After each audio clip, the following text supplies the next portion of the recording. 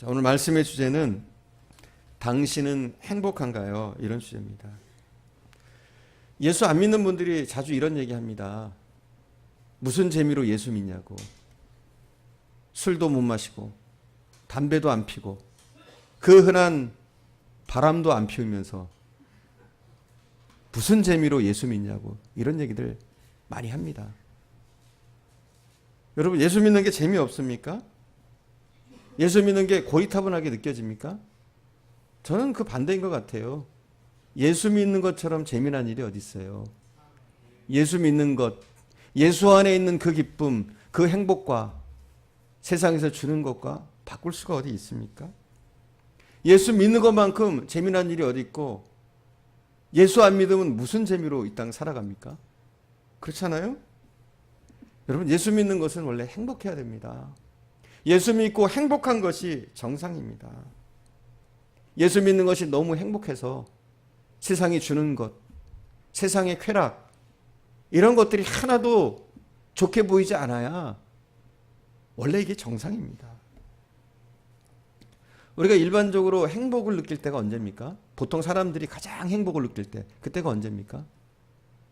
사랑할 때죠. 사랑할 때. 그것도 결혼하기 전, 결혼하면 조금 더 해요. 그렇지만 결혼하기 전 막 연애를 할 때, 그죠? 그때 참 행복합니다.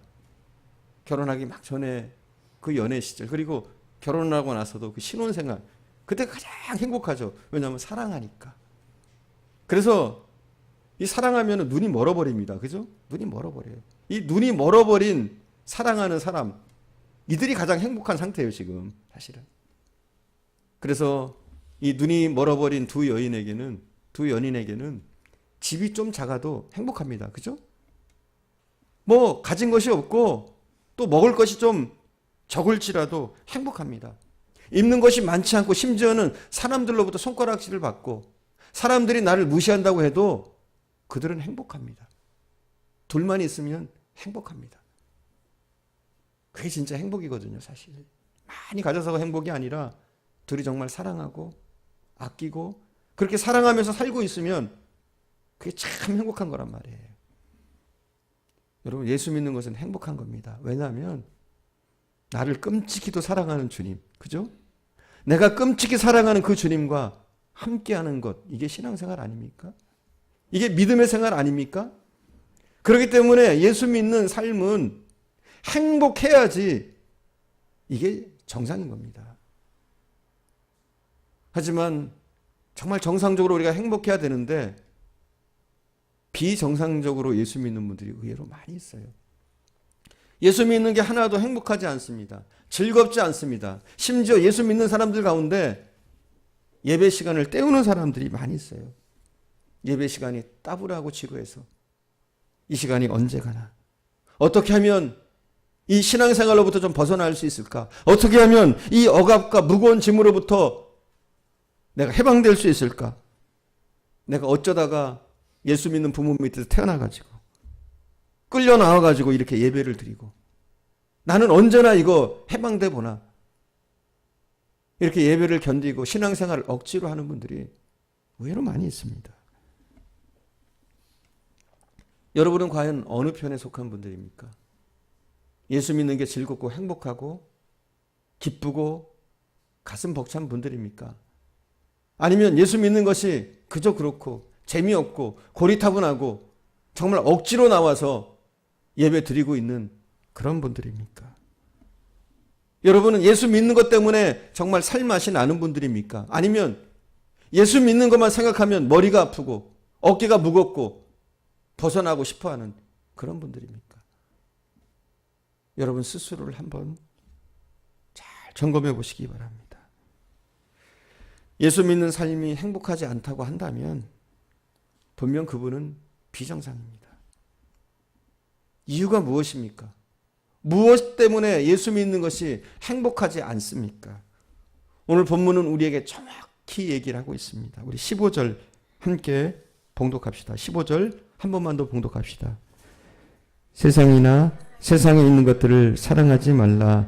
누구든지 세상을 사랑하지 아니하면 아버지의 사랑이 그 안에 있지 아니하나니. 아멘. 세상을 사랑하면 아버지의 사랑이 그 안에 있지 않는데요. 왜 우리가 예수 믿고 행복하지 않습니까? 우리가 왜 예수 믿는다고 하면서 행복하지 않습니까? 그 이유가 무엇이냐? 성경 분명하게 얘기합니다. 세상을 사랑하고 있기 때문에 그렇다. 이렇게 얘기합니다. 세상을 더 사랑하고 있기 때문에 그렇다. 이렇게 정확하게 우리에게 답변해 주고 있습니다. 나는 예수 믿고 있는데 왜 재미가 없습니까? 나는 왜 예수 믿는데 행복하지 못합니까? 왜일까요? 그 이유는 하나님만 사랑해야 될 우리가 하나님이 아닌 다른 대상을 너무나도 사랑하고 있기 때문에 우리가 예수 믿으면서도 행복하지 않게 느껴지는 거예요. 오늘 본문은 얘기합니다. 우리 하나님이 세상을 사랑하지 말라. 그러면 나를 사랑할 수 없다. 이렇게 얘기합니다. 너 세상을 사랑하면 안 돼. 세상을 사랑하면서 나를 사랑할 수 없어. 이렇게 얘기하고 있습니다. 그리고 세상의 마음을 빼앗기면 안 돼. 하나님은 우리에게 말씀하고 있어요. 여러분 한번 생각해 보세요. 두 여자를 한꺼번에 사랑하는 남자치고 행복한 사람 봤어요? 그런 사람을 못 봤나요? 아예 그런 사람, 두 사람을 바람 피우는 그런 사람 못 봤나요? 두 여인을 사랑해요. 그게 행복할까요? 여자가 많다고 행복할까요? 절대 그게 아니에요. 사람의 마음은 희한한 게 한 곳에다가 마음을 두게 돼 있어요. 사람의 마음은 그래요. 이곳저곳에서 분산해서 마음을 두기가 어려워요. 그래서 뭐 하나에 꽂히면 거기에다가 마음을 두게 돼 있는 게 사람의 마음 구조란 말이에요. 근데 두 여자가 있어요. 두 여자를 동시에 사랑해요. 이건 있을 수가 없는 일이에요. 한쪽으로 마음이 쏠리게 돼 있어요. 그래서 두 사람을 사랑하게 되면 갈팡질팡합니다. 그래서 마음이 별로 기쁘지가 않아요. 진짜 사랑은 한쪽에게만 주게 되어 있기 때문에 그럼에도 불구하고 두 사람을 사랑하려고 하면 갈등밖에 없어요. 갈팡질팡하고 고통스럽고 마음 아프고 그래서 결코 행복하지 못한 거예요. 마찬가지입니다. 하나님만 사랑해야 될 우리가 하나님으로 우리 마음을 채울 때 우리는 행복을 느끼고 즐겁습니다. 근데 하나님만 사랑하고 하나님으로 우리 마음을 채워야 될 사람들이 세상을 함께 사랑하고 있으니까 오히려 갈팡질팡하고 우울하고 기쁘지 않고 행복하지가 않습니다. 그리고 갈등과 고통밖에 없는 거예요. 아무리 기도해도 은혜가 별로 임하지 않습니다. 성경을 봐도 잘 읽혀지지가 않고 성경을 보아도 마음에 평안이 없습니다. 왜 그러냐면 마음이 나뉘었기 때문에 그렇습니다. 마음이 양갈래로 나뉘었기 때문에 하나님은 우리에게 최고의 사랑을 주셨습니다. 최선을 다한 사랑을 주셨습니다. 다 주셨습니다. 그 아들조차도 우리에게 주셨습니다. 그 대가로 우리가 지금 살고 있는 거 아닙니까? 우리는 보통 사람들이 아닙니다. 우리는 보통 엄청난 은혜와 사랑을 받은 사람들이 아닙니다. 그래서 하나님은 우리에게도 그런 순수한 사랑을 요구하십니다. 너도 나만을 사랑해 줄 수 없겠니? 마태복음 22장 37절에 보면 예수님께서 구약을 인용해서 우리에게 너무나 긴장되는 말씀을 하십니다. 이렇게 나와 있습니다. 마태복음 22장 37절에 보니까 예수께서 이르시되 내 마음을 다하고 목숨을 다하고 뜻을 다하여 주 너희 하나님을 사랑하라. 어떻게 사랑하라고요? 내 마음과 뜻과 목숨을 다해서 너희 하나님을 사랑하라. 이게 어떻게 가능한 일입니까? 우리의 마음과 우리의 목숨을 다해서 하나님을 사랑하는 그 일이 정말 가능한 일입니까? 우리가 그렇게 사랑하고 있습니까?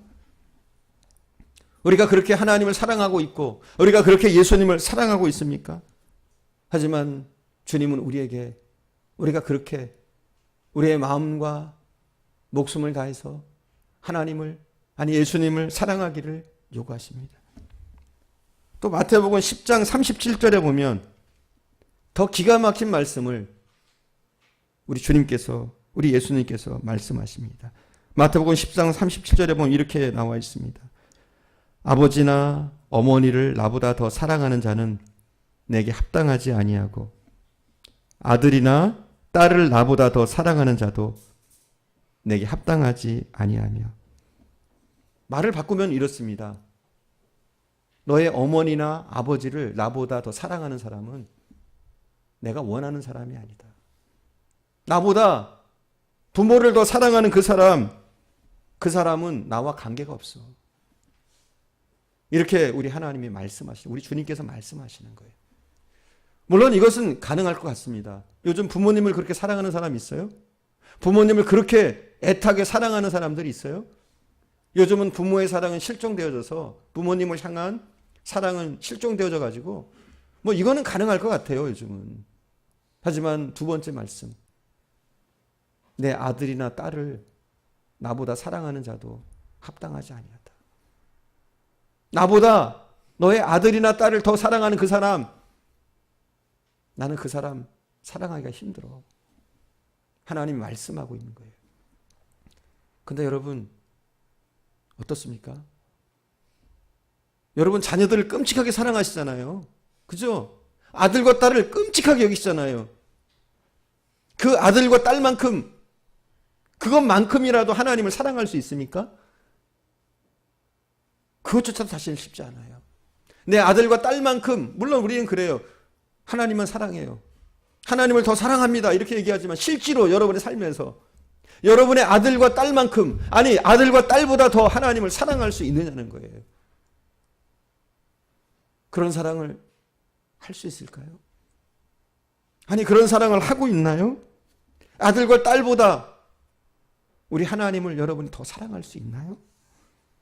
어떻게 하면 여러분의 마음과 뜻과 정성과 목숨을 다해서 하나님을 정말 사랑할 수 있을까요? 우리의 온 마음을 다해서 하나님을 사랑하려고 해도 그 사랑이 쉽지 않아요. 그렇게 사랑하는 거. 하지만 하나님 한 분만 사랑해도 그런 사랑을 하기가 쉽지 않을 텐데 세상을 사랑하면서 하나님을 사랑한다? 이게 가당키나 할 말이란 말이죠. 근데 우리는 자주 그렇게 얘기합니다. 하나님, 제가 세상을 좀 사랑하면 안 될까요? 저는요, 세상을 사랑하면서도 얼마든지 하나님을 뜨겁게 사랑할 수 있습니다. 이렇게 우리는 얘기할 때가 많습니다. 하나님이 우리를 모르실까요? 우리를 모르셔서 나만 사랑하라고 하실까요? 그걸 모르셔서 너희 부모나 너희 자녀보다 나를 더 너희가 사랑해야지 나의 사랑을 이어갈 수 있다 말씀하시는 걸까요? 하나님, 저는 하나님 사랑해요. 하지만 세상도 너무 좋거든요. 하나님, 제가 둘 다 사랑할 수 없을까요? 그런데 주님이 말씀하시는 거예요. 우리가 그런 사랑을 할 수 없다니까요. 우리의 마음의 구조가, 우리의 생각의 구조가 하나님과 세상을 동시에 사랑할 수 없는 구조라니까요. 우리가 알다시피 세상은 엄청나게 매력적입니다. 그렇잖아요? 어마어마하게 매력적이죠. 우리가 무시할 수 없을 정도로 매력적인 존재가 세상입니다. 세상의 그 무시무시한 매력 앞에 우리의 마음을 빼앗기지 않을 수 있는 것은 하나님의 은혜가 아니면 이건 불가능합니다. 우리의 힘으로는, 우리의 노력으로는 이건 정말 불가능해요. 우리가 눈으로 보고 귀로 듣고 몸으로 느껴서 체험하고, 아니 우리의 삶 모든 것이 세상에서의 삶 아닙니까?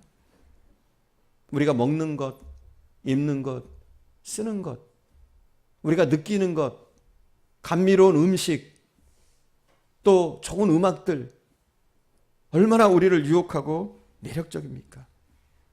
이 세상에 주는 부귀와 영화, 세상에 주는 쾌락, 이걸 거부할 힘이 우리에게 있습니까? 없습니다. 세상이 대단합니다. 세상에 주는 매력은 엄청납니다. 그래서 우리가 어지간히 결심하고 믿음으로 서지 않으면 이걸 이겨낼 길이 없습니다. 오늘 본문은 그렇게 얘기합니다. 세상이 무엇이냐? 세상은 세 가지로 오늘 본문은 이야기를 해주고 있습니다. 세상이 무엇인가? 세상의 모든 것이 무엇이냐? 세상이 주는 유혹이 무엇이냐? 이것을 세 가지로 우리에게 이야기를 합니다. 첫 번째, 육신의 정욕. 두 번째, 안목의 정욕. 세 번째, 이생의 자랑이다. 이렇게 얘기합니다. 세상은 이런 것이라는 거예요. 육신의 정욕, 안목의 정욕, 이생의 자랑. 이러한 유혹들이, 이러한 쾌락들이 우리가 도저히 이길 수 없는 것들이다. 이렇게 얘기합니다. 육신의 정욕이 뭡니까? 육신의 정욕. 이거 소유욕을 얘기하는 거예요. 소유욕, 소유욕. 엄청나지 않습니까? 우리가 소유하려고 하는 그 소유욕구 엄청납니다. 우리는 무엇이든지 갖고 싶어 합니다. 더 나은 것을 갖고 싶어 합니다. 그런데 여러분, 이 소유욕이라는 것이 어디 끝이 있습니까? 여러분이 조금 가지면 그것으로 만족합니까? 여러분이 무엇인가 얻으면 그것으로 만족합니까? 아니에요. 무엇인가를 한번 얻으면 더 큰 걸 얻고 싶어요. 무엇인가를 가지면 더 큰 걸 갖고 싶단 말이에요. 자꾸 이 욕망이 끝이 없습니다. 이 욕망이 얼마나 대단한지 솔로몬은 직접 체험하고 나서 이렇게 말을 합니다. 전도서 5장 10절에 보니까 은을 사랑하는 자는 은으로 만족하지 못하고 풍요를 사랑하는 자는 소득으로 만족하지 아니하나니 이것도 헛되도다. 은을 사랑하는 것 끝이 없다는 거예요. 은으로 만족하지 못하고 그 다음에 금, 다이아몬드 더 위에 보석이 있다면 그걸 더 원할 거예요. 그렇잖아요. 풍요도 마찬가지예요. 조금 가지면 더 갖고 싶고 더 갖고 싶고 결국은 어떻게 됩니까? 이것만 쫓다가 세상 끝나는 거예요. 쫓다가 갖고 갔다가 그냥 이 세상 하직하고 마는 거죠. 이게 우리가 가지려고 하는 그 소유욕이 주는 끝이라는 거예요. 계속 쫓다가 계속 큰 거 찾다가 계속 나은 거 찾다가 끝나는 것. 이런 허무한 인생이 되고 만다는 거죠.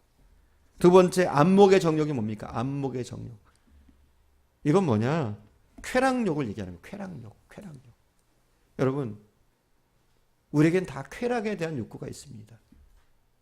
더 좋은 것을 눈으로 보고 싶어하고 더 감미로운 것들을 우리 귀로 듣고 싶어하는 그런 욕망들이 또 우리의 육체로 더 나은 쾌락들을 누리고 싶어하는 그런 욕망들이 우리 속에 있단 말이에요. 이게 쾌락욕이에요. 그런데 이 쾌락욕이라는 것이 한 번 즐겼다면 그걸로 끝납니까? 아니잖아요. 한 번 즐기면 더 나은 것, 더 자극적인 것, 더 심한 것, 더 굉장한 것, 더 큰 것 계속 즐기게 되잖아요. 그러잖아요. 술을 한 잔 먹어도 이게 한 잔으로 끝납니까? 한 잔이 두 잔 되고 두 잔이 석 잔 되고 석 잔이 네 잔 되고 나중에 술이 나를 먹어버립니다. 그때까지 가는 거잖아요. 또 그런 쾌락들을 추구하다 보면 더 자극적이고 하다가 나중에 마약까지 손대게 되고 나중에는 어떻게 됩니까? 마약이 자기를 죽이는 거예요, 실제로. 이게 쾌락욕이라는 거죠. 이것이 안목의 정욕입니다. 전도서 1장에서 솔로몬이 이런 얘기를 합니다. 눈은 보아도 족함이 없고 귀는 들어도 차지 아니하니. 아무리 보고 좋은 것을 보고 들어도 이게 끝이 없다는 거예요. 그렇습니다. 우리의 쾌락욕도 끝이 없습니다. 그리고 그것으로 결국은 인생이 망쳐들게 되는 거죠. 또 세 번째가 무엇이냐? 이생의 자랑이다 얘기합니다. 이 이생의 자랑이 뭡니까? 과시욕이죠. 과시욕. 우리의 과시욕. 이것도 대단합니다. 우리가 우리를 과시하려는 욕망이 얼마나 큰지 몰라요. 여러분, 왜 좋은 대학 들어가고 싶어 합니까? 왜 좋은 직업 갖고 싶어 합니까? 사실은 그 뒤에 보면은 이 과시욕이라는 것도 있어요, 때로는. 물론 여러분 꿈을 찾아서 갈 거예요. 그죠? 과시욕이 아니라. 하지만 사람들이 과시욕에 매여서 사는 경우가 많아요. 강남에 아주 유명 백화점에 가면 모피코트가 없어서 못 판대요. 그 모피코트가 얼마쯤 하는 줄 아십니까? 우리가 입는 3,400만 원짜리가 아니에요. 3,400원짜리도 우리 못 입잖아요. 그죠? 근데 이 강남에서 파는 이 모피코트는 얼마냐? 최소한 3,000만 원, 4,000만 원이에요. 근데 이게 없어서 못 판대요. 없어서. 그리고 몇 년 전의 일이에요. 대통령 손녀가 오리털 파카인가 뭐 구스다운인가 이 옷을 입었어요. 이게 얼마짜리냐? 우리가 흔히 살 수 있는 20만 원, 30만 원짜리 오리털 파카가 아니에요. 이것도 200만 원, 300만 원 하는 건데 뭐예요? 메이커가 있어요, 아무튼. 근데 그 메이커의 거위털 옷이 백화점에서 없어서 못 팔았대요. 비싼데, 그렇게 비싼데. 왜 그래요? 그거 입으면 특별합니까? 그 모피 코트 입으면 하나도 안 춥습니까? 아니란 말이에요. 왜 그래요? 과시욕이죠, 과시욕. 요즘에 차들 보면 외제차들이 굉장히 많아요. 뭐 벤츠, BMW, 폭스바겐, 아우디, 뭐 포르쉐, 그 외에는 모르겠고 어쨌든 수많은 차들이 다니는데 그 차들이 그렇게 좋을까요? 굉장히 비싸요. 5천만 원, 1억, 뭐 한 5억까지 가는 차들이 있어요. 아니 심지어는 10억 넘게 가는 차들도 있어요. 근데 왜 차들이 그런 차들을 탈까요, 사람들이? 그게 그렇게 좋을까요? 그게 티코하고 많이 차이 날까요? 엄청난 차이가 날까요? 그렇게 많은 돈을 들이고 몇 억씩 들이고 살 만큼 그렇게 굉장한 차일까요? 아니에요. 과시욕이라는 거죠. 과시욕. 누군가에게 나타내고 싶은, 나를 보여주고 싶은. 여러분 여성분들 보면 나오실 때 보통 이렇게 꾸미는데 어떤 분들은 뭐 금방 꾸미는 분도 있어요.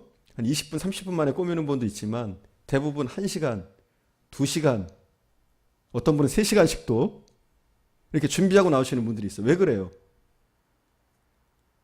사실은 이게 보여주고 싶은 과시욕이 우리에게 있는 거예요. 그 욕망이 우리에게 있는 거예요. 그렇잖아요.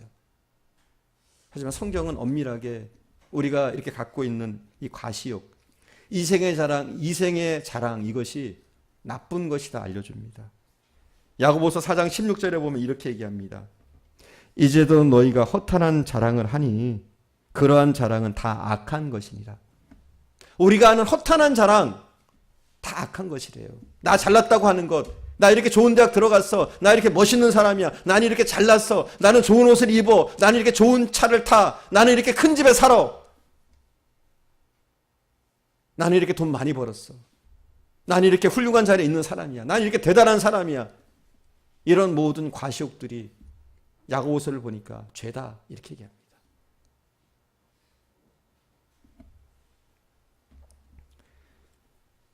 우리는 때로는 세상이 주는 이 매력에 정신 못 차릴 때가 많아요.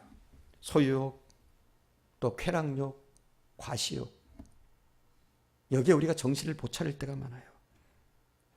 근데 우리가 세상에 빠지는 것, 이것은 액시던트가 아닙니다. 우연히 일어나는 사고가 아닙니다. 조금씩 세상을 좋아하다 보니까 어느 날 갑자기 세상에 푹 빠져버리는 그런 일이지. 그래서 우리는 조금씩 세상에 마음을 주는 이걸 조심해야 돼요. 우리가 조금씩 마음을 쓰다 보면, 세상에 마음을 주다 보면 언젠가는 우리가 세상에 푹 빠져서 하나님을 사랑할 수 없는 사람이 되기가 너무나 쉽습니다. 나도 모르게 마음을 조금씩 빼앗기다 보면 하나님을 사랑할 수 없는 그런 사람이 되어버립니다.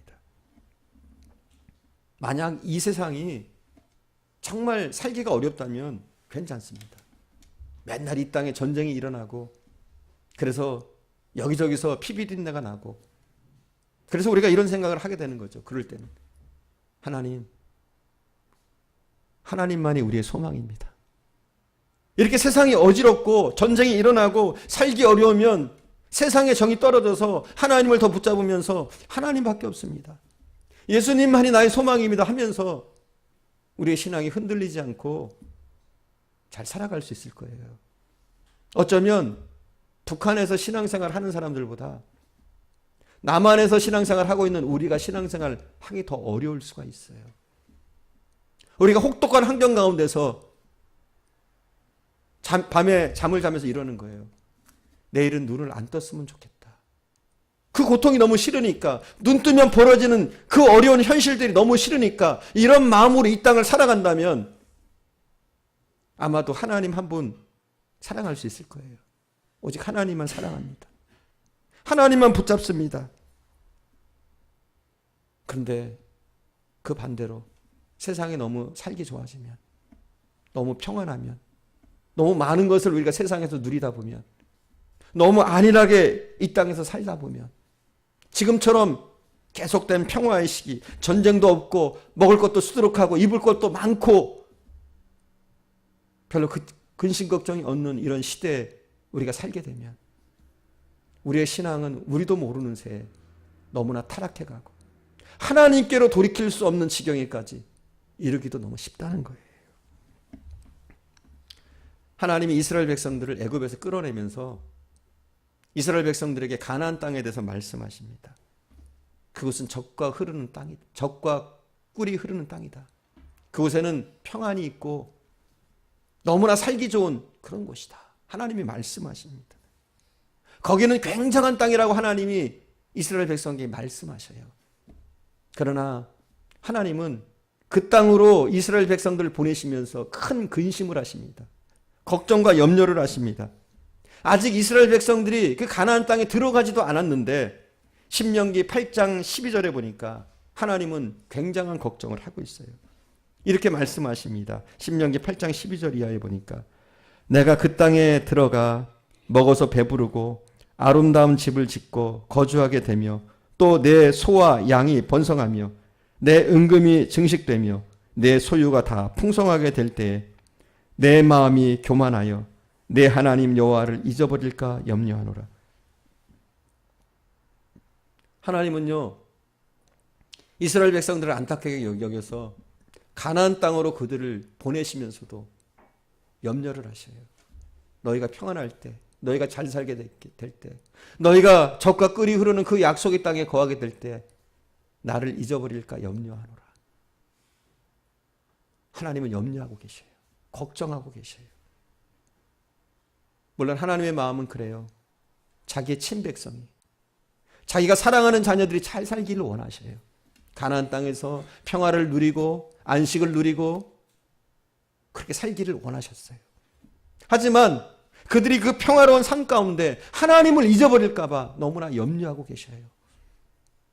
오늘날 우리에게도 그런 염려가 있잖아요. 우리 하나님이. 내가 너희들을 행복하게 살고 해주고 싶은데, 너희들을 잘 살게 해주고 싶은데, 그러나 나는 염려가 된다. 너희가 나를 잊어버릴까 봐. 너에게 부도 주고 권력도 주고 너희가 원하는 것이라면, 좋아하는 것이라면 다 주고 싶지만 너희가 그 모든 것을 소유했을 때 너희가 나를 버릴까 봐 나는 그게 염려가 된다 말씀하십니다. 여러분, 성경을 한번 보십시오. 너무나 평안하고 너무나 잘 살고 모든 것이 갖춰졌을 때, 만족스러울 때 세상으로 끌려간 성도들이 얼마나 많은지요. 성경을 보십시오. 롯을 보십시오. 롯도 신앙인이었습니다. 그러나 그가 소돔과 고모라 땅에서 풍요를 누리게 될 때 하나님을 잊어버립니다. 롯의 아내를 보십시오. 그도 신앙인이었습니다. 하지만 그는 세상이 좋다고 뒤돌아보다가 소금 기둥이 되고 맙니다. 삼손을 보십시오. 솔로몬을 보십시오. 데마와 후메네오, 알렉산더와 니골라를 보십시오. 평안해질 때, 살만해질 때, 풍요를 누릴 때 하나님으로부터 마음이 떠나고 세상에 다 끌려가 버렸습니다. 역사적으로도 보십시오. 선진국들 지금 어떻습니까?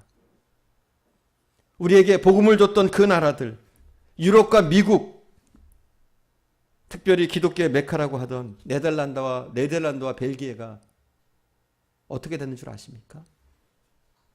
지금 현재 벨기에는요, 그 나라가 사실은 프로테스탄트, 우리 개신교의 메카라고 할 수 있어요. 네덜란드와 벨기에가. 근데 지금은 그 땅이 그 어느 곳보다도 타락한 땅이 되어져 있어요. 벨기에는 지금 기독교 인구가 10%가 안 됩니다. 그리고 그곳에는 동성연애와 수관이 판치고 있어요. 한마디로 엉망이 되어졌어요. 그들이 세상에 마음을 둘 때 엉망이 되어졌어요. 윤리적으로, 성적으로 엉망이 되어지는 거예요. 지금 프랑스는 어떤 줄 아십니까? 기독교 인구가 0.1%가 안 돼요. 프랑스는.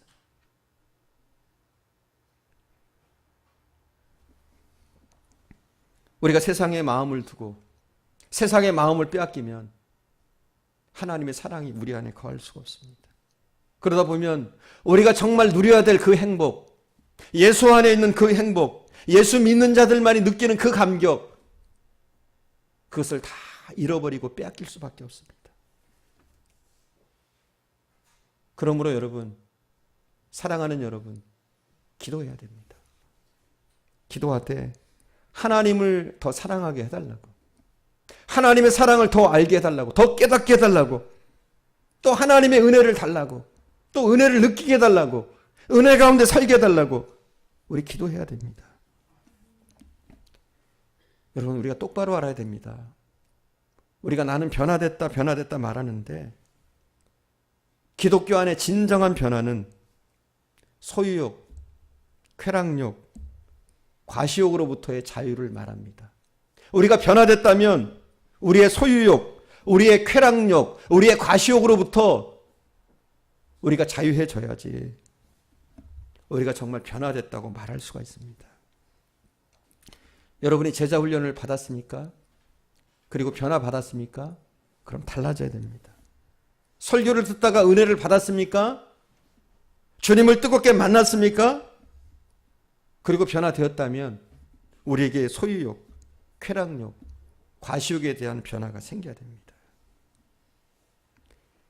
예수 믿고 변화 받았다고 하면서도 여전히 물질욕에 마음이 메어서 바늘길을 통과하지 못하는 부자처럼 그 바늘길 앞에 아직도 멈춰서 있다면 아직 변화된 사람이 아닙니다.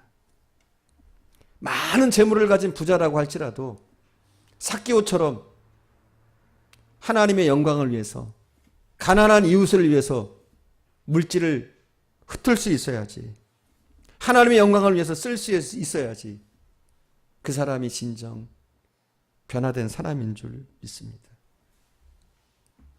할렐루야. 그런데 변화 받았다고, 은혜 받았다고 하면서도 돈 이야기만 나오면 얼굴이 달라지는 사람들이 있습니다. 기가 막힌 이야기입니다. 돈을 그렇게 벌면서 11조 하자 그러면은 벌벌 떱니다. 정말 불행한 사람입니다. 그 사람 놓고 하나님을 사랑한다, 변화되었다 말하기는 정말 힘듭니다. 예수 믿는다고 하면서도 돈 몇 푼에 벌벌 떨고 속이고 훔쳐서라도 돈을 가지려고 한다면 이 사람은 예수 믿는다고 할지라도 예수 믿는 사람은 아닙니다. 예수 믿고 하나님이 물질의 축복을 많이 주셨습니다. 돈을 많이 주셨습니다. 사업의 복을 주셨습니다. 경제적으로 풍성해졌습니다. 그러면 우리는 이래야 됩니다. 하나님, 왜 이렇게 많이 주십니까? 왜 이렇게 나에게 부어주십니까? 하나님, 이걸 어떻게 써야 될까요? 하나님, 저한테 어떻게 하라고, 무엇을 하라고 이 물질을 주셨나요? 이렇게 물으며 하나님이 기뻐하시는 일에 물질을 흩을 수 있어야 됩니다. 그 사람이 변화받은 사람입니다. 그렇게 함으로써 물질에 내 마음을 안 주는 겁니다. 큰 집을 샀습니다. 하지만 하나님 저만 누리라고 이 집 주신 거 아니잖아요. 하나님, 무슨 뜻이 있습니까? 우리가 권세를 얻었습니다. 명예가 올라갔습니다. 그러면 하나님의 뜻을 묻는 거예요. 하나님, 내가 어떻게 해야 될까요? 이제부터 어떻게 해야 될까요? 이 명예 가지고, 이 권력 가지고, 나의 이 자리 가지고 무엇을 해야 될까요? 하나님의 뜻을 묻고 최대한 하나님의 영광을 위해서 그것을 쓸 수 있어야, 그래야 하나님의 사람이고, 그래야 세상의 마음을 빼앗기지 않을 수 있습니다. 그 물질의 마음을 안 빼앗길 수 있고, 그 집의 마음을 안 빼앗길 수 있고, 내가 가진 그것의 마음을 안 빼앗기고 여전히 하나님 한 분만을 사랑할 수 있는 것입니다. 오직 모든 것을 가지신 하나님, 나를 사랑하신 그 하나님께 내 마음을 드리는 것입니다. 흩어주는 자만이 그렇게 할 수가 있습니다. 그러나 물질의 마음이 매이기 시작하면 하나님께 사랑을 줄 수가 없습니다. 서양 속담에 이런 말이 있습니다. 돈은 분녀와 태비와 같아서 그것을 쌓아두면 악취가 나지만 그것을 흩어버리면 땅을 비옥하게 만든다. 퇴비와 분뇨가 쌓아놓으면 악취가 나잖아요. 하지만 그것을 흩어버리면 어때요? 좋은 거름이 돼서 많은 열매를 맺게 됩니다. 돈이라는 것이 그렇다는 거죠. 쌓아놓으면 악취가 난다는 거예요. 하지만 이것을 흩으면, 이것을 나누면 많은 것을 풍요롭게 복되게 한다는 거죠. 누가 그렇게 물질을 흩을 수 있습니까? 하나님을 사랑하는 자가 그렇게 할 수 있는 겁니다. 하나님을 사랑하는 자만이 물질을 흩고 내가 가지고 있는, 내가 나만 누릴 수 있는 그것조차도 다 쏟아서 하나님의 영광을 위해서 쓸 수 있는 겁니다. 여러분, 교회에서 간혹 잘못 가르칠 때가 있어요. 축복에 대한 설교들 많이 하잖아요. 여러분, 크리스찬은 복 받아야 됩니다. 할렐루야? 다들 아멘 합니다. 이런 복에 대한 강의, 그렇죠? 그리고 복을 누리십시오. 막 이러면 막 아멘들 합니다. 그런데 정작 중요한 것이 무엇이냐면 나 혼자 누리면 그건 하나님이 기뻐하시는 일이 아닙니다. 그걸 아셔야 돼요, 우리 크리스천들이. 나만 위해서 누리면 그건 축복이 아닙니다. 그걸 아셔야 돼요, 여러분. 나 혼자만 위해서 내 물질을 누리고, 나 혼자만 위해서 내 명예를 누리고, 나 혼자만 위해서 내가 가진 그 권력을 누린다면 그것은 오히려 그것이 축복이 아니라 저주입니다, 여러분. 잘 아셔야 돼요. 그런 마음 속에는 하나님이 주시는 진정한 행복이 있을 수가 없습니다. 나만을 위해서 사는 사람, 나만을 위해서 누리는 사람, 그 마음 속에는 하나님이 주시는 진정한 행복, 하나님이 주시는 그 은밀한 축복들을, 그 황홀한 감격들을 누릴 수가 없습니다. 여러분은 정말 어떤 사람입니까? 진짜 변화받은 사람입니까? 여러분, 하나님만 사랑하십니까? 그래서 하나님만 사랑함으로 행복하십니까? 여러분 자신을 냉정하게 돌아보고 한번 생각해 보십시오. 나는 정말 변화받은 사람이 맞는가? 나는 정말로 이 물질욕, 소유욕, 과시욕으로부터 어느 정도 해방된 사람인가? 이 부분에서 좀 이긴 사람인가? 한번 생각해 보시기 바랍니다. 그리고 우리에게 부족한 부분이 있다면 이 시간, 회개하는 시간이 좀 될 수 있기를 바랍니다. 아마도 마귀는 오늘 이 설교를 못 듣게 할 거예요, 분명히. 귀를 닫고 졸리게 하고 안 들리게 하고 막 그럴 거예요. 하지만 들으셔야 돼요. 우리가 변화되었다, 예수 믿는 사람이다 하면 이것으로부터 해방받아야 돼요. 우리의 지나친 소유욕, 명예욕, 과시욕, 쾌락욕 이런 것들로부터 우리가 해방되어져야 돼요. 여러분 17절을 한번 보겠습니다. 우리 다 같이 17절 함께 보겠습니다. 이 세상도 그 정욕도 지나가되 오직 하나님의 뜻을 행하는 자는 영원히 거하니라. 아멘. 뭐라고 얘기해요? 다 지나간대요. 다 지나가는 안개래요. 우리의 소유욕, 우리의 쾌락욕, 우리의 과시욕, 이 모든 거 다 지나가는 거예요. 그런데 우리는 이 지나가는 것, 이 쓸데없는 것, 이 안개 같은 것, 거기다가 우리의 인생을 다 걸 때가 많아요. 거기다가 우리의 목숨조차 걸 때가 많아요. 여러분, 무엇이 잠깐 있는 것이고 무엇이 영원한 것인지 여러분 잘 알아야 돼요. 다 지나가는 거예요.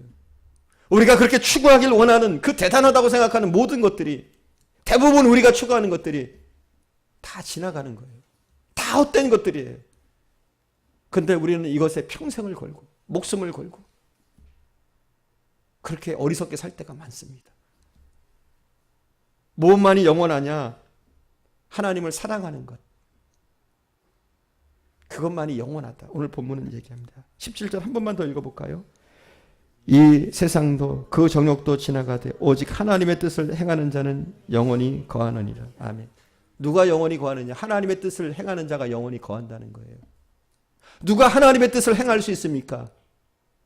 하나님을 사랑하는 자만이, 하나님을 온 마음으로 사랑하는 자만이 하나님의 뜻을 행할 수가 있는 겁니다.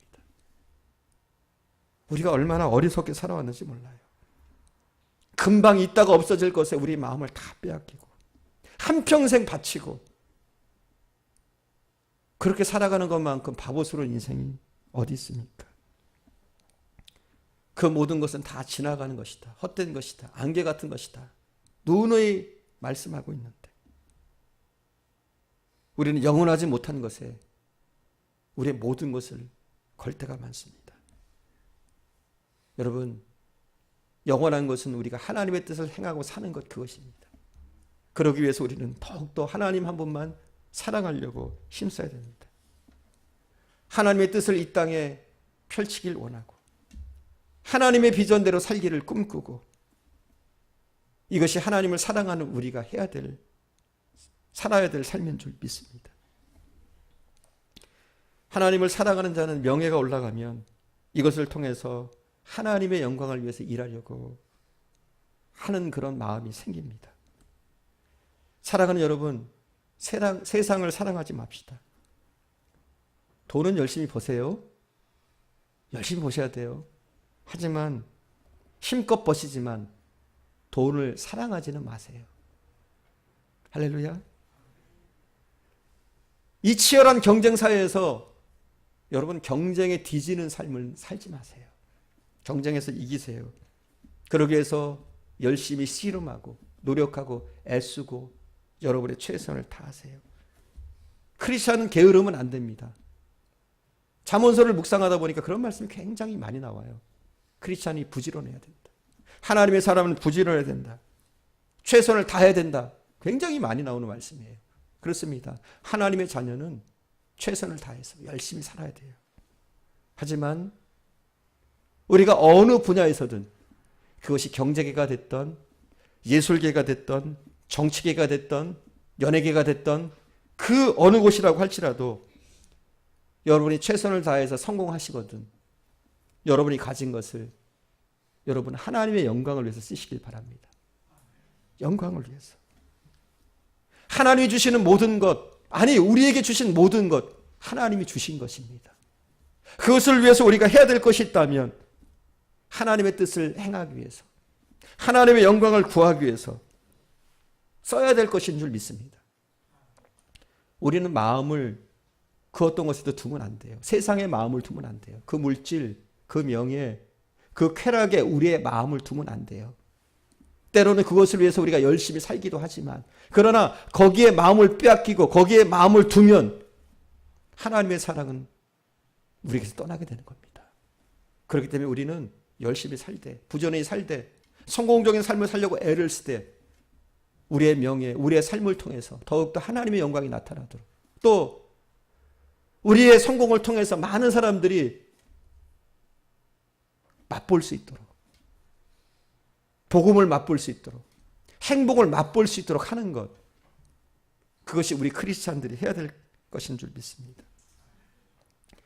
여러분 조금이라도 세상에 마음을 두지 마세요.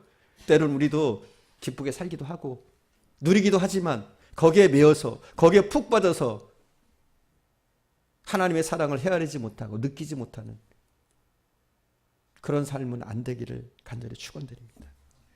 오직 예수만으로 행복하고 예수님이 주시는 그 놀라운 감격, 그 황홀한 만남, 그 감미로운 속삭임, 그 놀라운 교제와 사랑 속에서 여러분 살아가시기 바랍니다.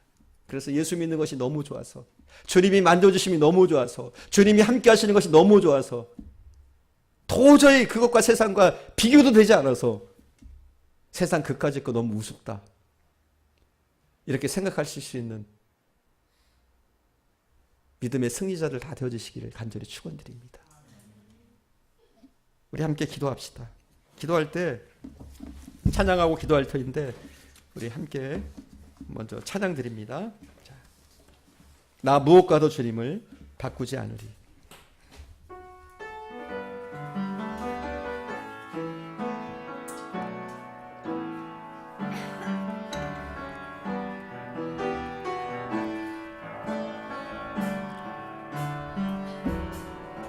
나 무엇과도 주님을 바꾸지 않으리.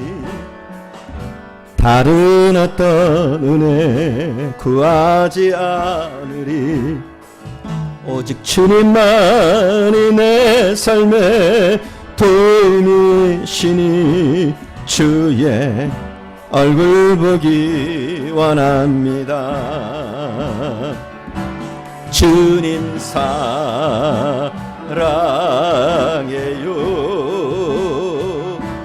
온 마음과 정성 다해 하나님의 신실한 친구 되기 원합니다. 나 무엇과도 주님을 바꾸지 않으리. 다른 어떤 은혜 구하지 않으리. 오직 주님만이 내 삶의 도움이시니 주의 얼굴 보기 원합니다. 주님 사랑해요. 온 마음과 정성 다해 하나님의 신실한 제자 되기 원합니다. 주님 사랑해요. 주님 사랑해요.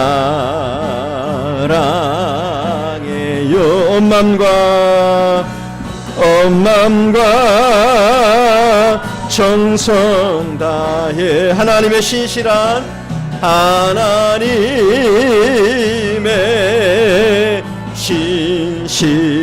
자녀 되기 원합니다. 자녀 되기 원합니다. 주님 사랑해요. 주님 사랑해요. 온 마음과 정성 다해 하나님의 신실한 친구 되기 원합니다. 친구 되기 원합니다.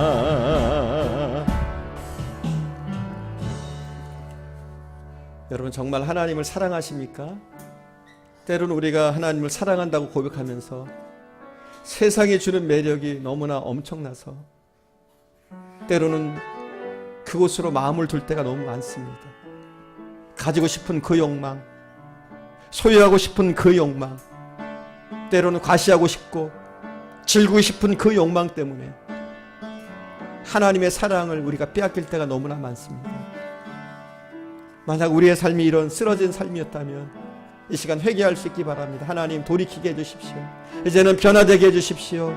세상이 주는 그 매력, 그 쾌락, 그 유혹, 그 굉장한 그 어마어마한 유혹으로부터 우리를 지켜주옵소서. 내가 이길 수 있도록 세상이 주는 그 달콤함을 이길 수 있도록 하나님 내게 은혜를 주시고 하나님의 사랑을 알게 하시고 이제 하나님 한 분만 절대적으로 사랑할 수 있도록 은혜를 내려주옵소서.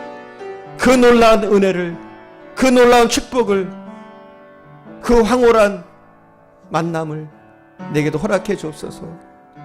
우리가 함께 이 시간 기도하는 시간 갖기를 원합니다.